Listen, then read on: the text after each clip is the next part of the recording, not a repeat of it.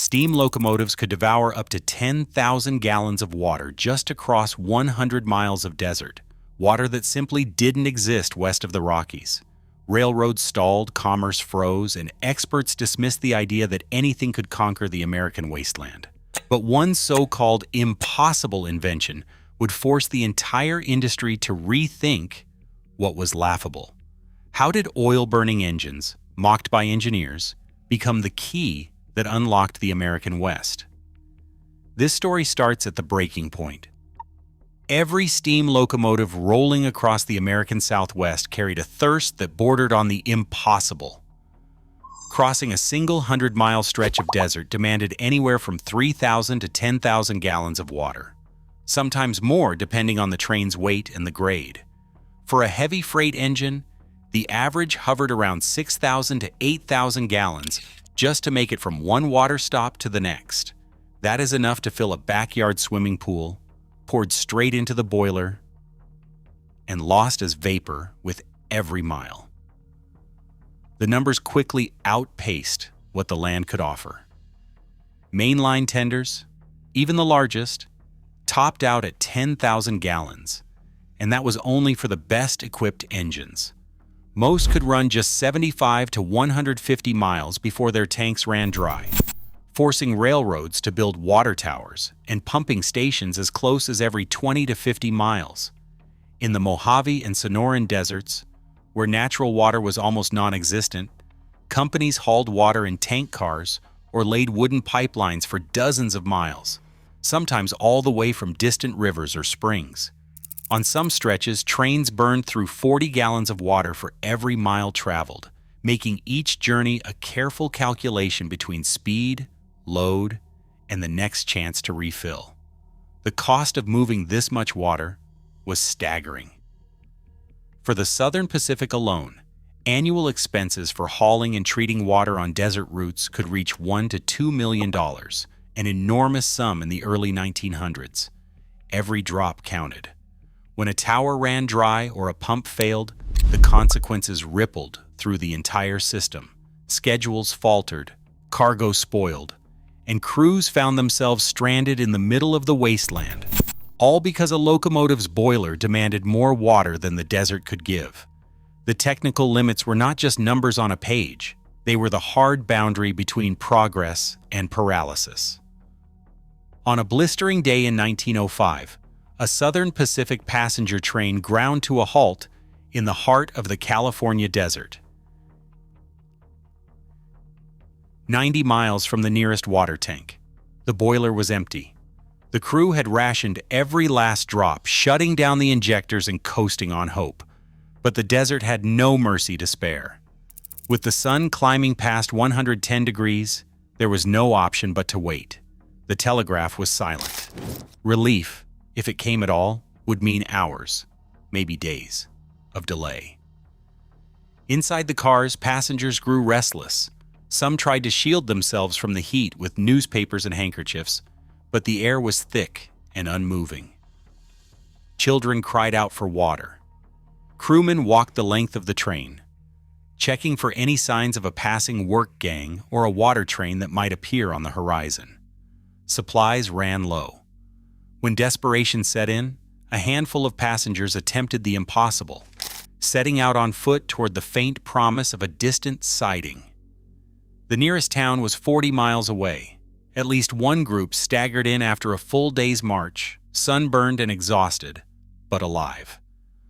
Railroad operating logs from that month list the incident as a catastrophic delay, but the human cost never made the official reports. Schedules unraveled for days as engines backed up along the line, each one waiting for water that never seemed to arrive. Perishable freight spoiled in the heat. Some trains sat stranded for more than 24 hours, their crews forced to sleep beside the tracks, watching the desert swallow the rails ahead and behind. Stories like these spread quickly among railroaders, cautionary tales whispered in bunkhouses and depots. Every engineer understood that in the desert, running out of water did not just stop a train. It stranded people, ruined cargo, and turned a marvel of modern industry into a helpless relic, baking under a sky that refused to give anything back. Inside the meeting halls of the American Railway Master Mechanics Association, the mere mention of oil-burning engines was enough to draw out a wave of smirks and sideways glances. In 1905, Railway Age published an editorial dismissing the idea as a passing fancy, calling it a gimmick for Californians. The logic was simple. Steam engines ran on coal and water, and anything else was a distraction for dreamers unwilling to do the hard work of keeping the boilers fed. Oil, they argued, was too costly, too messy, and far too unpredictable to trust with the backbone of American commerce. The consensus among these experts was ironclad. Coal had powered the great age of rail, and the entire operating system was built around it. Mines, tenders, fueling stations, and a workforce trained to shovel and stoke. Oil, by contrast, came with a reputation for volatility and a price tag that fluctuated with every new well. The association's official proceedings from that era are peppered with warnings. Oil burners would waste fuel, risk explosions, and foul the engines with soot and residue. One delegate even joked that if we are to run on lamp oil, we will need to hand out matches and prayers at every division point. For every engineer who saw the desert's water crisis as a challenge to overcome, there were 10 more eager to poke holes in the alternatives. At industry gatherings, the notion of running a locomotive across the Mojave without stopping for water drew laughter and even outright derision. Proposals for oil-fired engines were dismissed as regional novelties, suited only for the oddball conditions of the far west. Let them try, one skeptic quipped in a 1907 session, and see how long they last when the real work begins. In this world, professional reputation hinged on loyalty to proven methods. To advocate for oil was to risk being branded a crank or a fool. The railway establishment, confident in its traditions, saw no reason to gamble on a technology that seemed to promise more trouble than triumph. But the desert and its relentless demands would not be mocked so easily. No engineer in 1905 had to squint hard to see the problems with oil-burning locomotives. The price of crude oil in California was more than double that of coal, sometimes triple depending on the year and the distance from the fields. Railroad accountants ran the numbers and saw red ink. Burning oil meant gambling on a volatile market, while coal contracts offered steady, predictable rates. For railroads already stretched thin by the cost of hauling water across the desert, the idea of paying even more for fuel sounded like madness. Technical journals of the era cataloged the other headaches. Heavy fuel oil, thick as molasses in winter, refused to flow unless heated. Early burners clogged, sputtered, and sometimes failed to atomize the oil at all, starving the firebox of heat and leaving engines stranded. Steam jet atomizers, crucial for breaking oil into a fine mist, were still experimental, prone to fouling and uneven combustion. Shop foremen worried that a single malfunction could turn a cross-desert run into a rescue operation. Reliability was not just a talking point. It was the backbone of the entire railroad system. Every schedule, every freight contract, every promise to shippers depended on engines that started on time and finished the run. The established design of coal-fired steam engines had been refined over decades. Crews knew their quirks and failures, and the supply chain stretched from the mines to every siding and division point. Switching to oil would mean retraining workers, building new fueling infrastructure, and trusting untested equipment in the harshest conditions on the continent. For conservative engineers, the risks far outweighed the potential rewards. The American Railway Master Mechanics Association published warnings about oil's explosive potential and the danger of fouled burners. In their view, the desert demanded caution, not experiments. The cost of a single breakdown could ripple across an entire region, and nobody wanted to be the one responsible for a train stranded by a failed burner or an empty oil tank. On paper, the old ways still made sense. On the ground, though, the desert was rewriting the rules.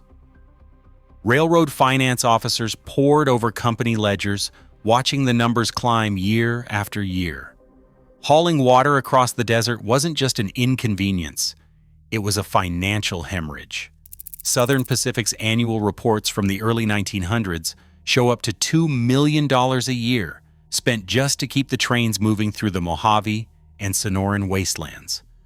That money vanished into a network of tank cars, wooden pipelines, and endless maintenance on pumps and towers, all to satisfy the relentless thirst of steam locomotives.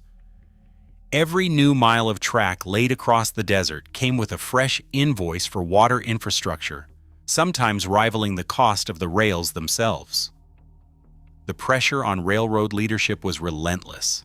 Internal memos from 1904 and 1905 read like a litany of frustration. Water contracts ballooning, freight schedules falling apart, and the constant threat of stranded trains turning into national headlines. Some finance officers began to question whether the old ways could survive another decade. The stubborn reality of the desert forced a new kind of thinking. If the railroad wanted to cross these dry expanses without bleeding money, it needed to break free from the tyranny of water. That is when the talk in the boardrooms shifted. Engineers and executives, once dismissive of oil-burning engines, returned to the concept out of necessity. The math was hard to ignore. Even with oil costing 2 or 3 times as much as coal, the savings in water hauling and infrastructure could tip the balance. Early patent filings and technical journals from 1903 to 1907 began to circulate, describing compression ignition engines and oil-fired burners that could run for hundreds of miles with little more than a tank of fuel. The idea of a locomotive that burned oil instead of coal and needed almost no water moved from the fringe to the center of the conversation.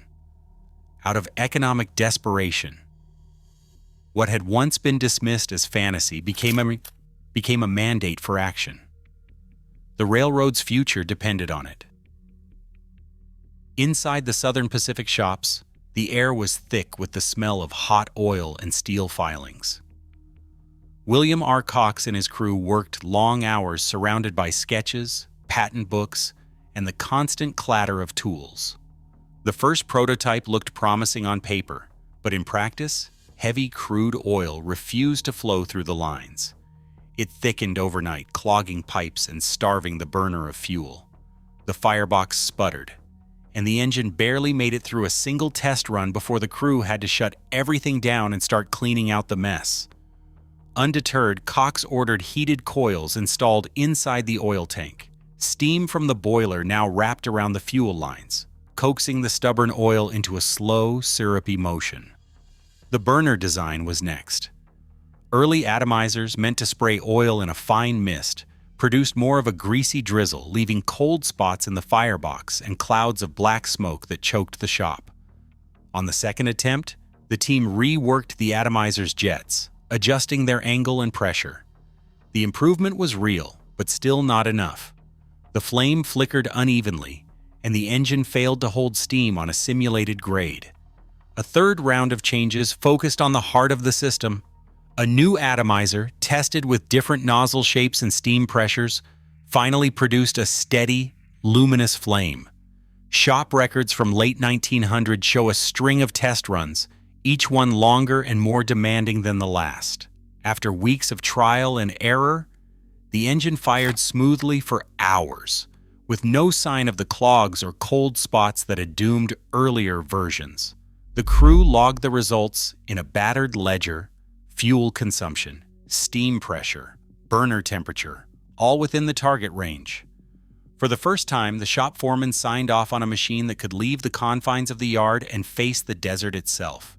The next step was clear: a field trial, far from the safety of the shop, across the unforgiving miles where water was scarce, and failure meant more than just another redesign. The Mojave sun pressed down with a force that seemed to bend iron. On a July morning in 1910, a Southern Pacific oil-burning locomotive rolled out of the Tehachapi yards, pointed east toward Needles. a stretch of track few dared cross without a string of water cars in tow. The crew's logbook recorded the temperature at 118 degrees. The plan was simple: run the full 176 miles to the next division point without stopping for water, relying only on oil and a single tender. Inside the cab, every gauge and dial was watched with a kind of desperate hope. The fireman checked the atomizer jets, feeling for any sign of a clog. The engineer kept his hand near the throttle, listening for changes in the burner's roar. Heat shimmered off the rails, and the desert wind carried dust that stung the crew's eyes. Hour after hour, the engine pressed on. At mile 50, then 100, then 150, steam pressure steady, water barely touched. By nightfall, the log showed the impossible: 176 miles non-stop through the heart of the Mojave. No water stops, no breakdowns. The numbers would be checked and checked again, but in that moment the crew knew what they had accomplished. The desert, for once, had not won. Mechanical run sheets from that first desert crossing told a story no one could ignore. The oil-burning locomotive logged a non-stop stretch of 176 miles, with fuel to spare and only a fraction of its water tank used. When the numbers were checked against the old steamers, the difference was staggering. Traditional engines, even the best, managed 30 to 50 miles between water stops before the boiler ran dry. On paper, the oil burner's range stretched to 200, sometimes 300 miles, which was 6 times farther than the coal-fired giants it aimed to replace. Engineers pored over the data, recalculating fuel consumption, water use, and average speeds. The fuel logs showed a dramatic drop in stops and delays. The maintenance sheets recorded fewer breakdowns and less time lost to clogged injectors or overheated boilers. What had seemed like a fantasy, crossing the American desert without a string of water towers, was now a matter of arithmetic. The numbers did not just silence the skeptics. They sent a ripple of urgency through every boardroom and locomotive shop from Los Angeles to Chicago. Railroad executives who once dismissed oil-burning engines now raced to overhaul their fleets. Shop orders poured in from Los Angeles to El Paso, authorizing conversions by the dozen. Within a few years, oil-fired locomotives became the workhorses of the desert, hauling freight and passengers over routes that had once been defined by their thirst for water. By the mid-19-teens, thousands of American locomotives ran on oil. It was still a small share nationwide, but on the sun-baked lines of the Southwest, oil firing became standard practice. The Southern Pacific's corridor from El Paso to California, once notorious for breakdowns and delays, now ran with a new kind of reliability. Schedules tightened, water stops vanished, and the cost of moving goods across the desert dropped sharply. The technology that industry experts had laughed off as a regional gimmick soon became the backbone of rail service in the West.